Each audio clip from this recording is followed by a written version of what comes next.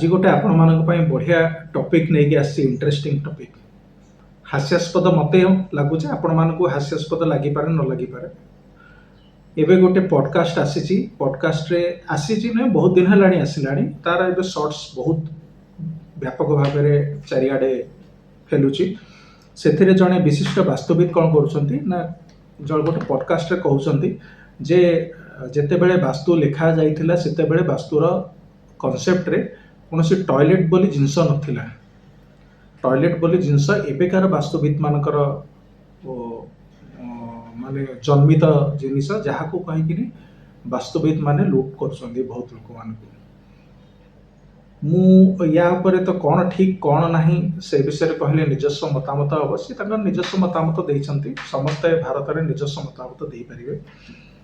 आपण मानू देखा चाहूँगी ये बहीटी जो मो हाथ में अच्छी ये हूँ विश्वकर्मा प्रकाश ये हूँ जेकोसी वास्तुविद जी पाठ पढ़ती वास्तुविद और एस्ट्रोलोजर होते दीटाक जदि होते से माने ये वास्तु बहीटा को फॉलो करती बहुत जिनस अच्छे से गाइडेंस मिल जाए कारण यहाँ हूँ वास्तुर प्राथमिक बही जो कहती मेन और प्राथमिक बही हूँ विश्वकर्मा प्रकाश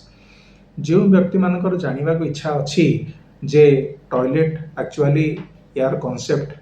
पाइखानार कॉन्सेप्ट अच्छी कि ना वास्तु रे से माने बहीटा किणवे ये बही किणिकिनी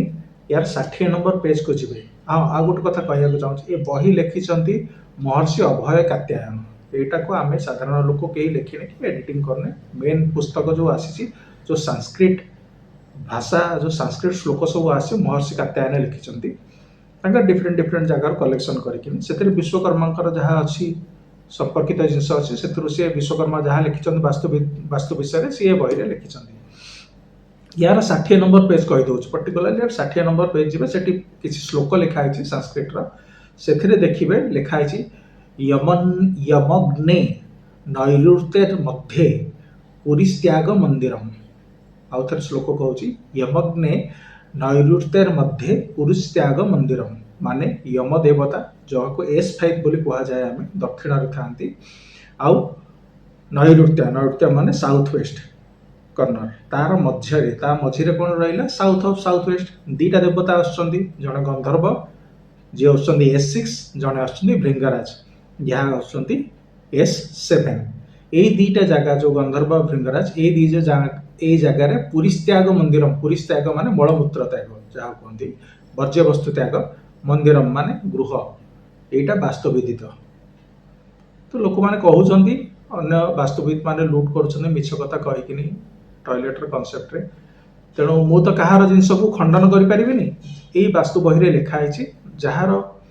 ये विषय विशेष ज्ञान जानवा इच्छा अच्छी क्या किसी नेगेटिव कमेंट करिया पूर्व आपण ये बहीटी किणतु बहीटी किणिकी 60 नंबर पेज को जातु सेठी पढ़ी दिंतु कौन श्लोक लिखाई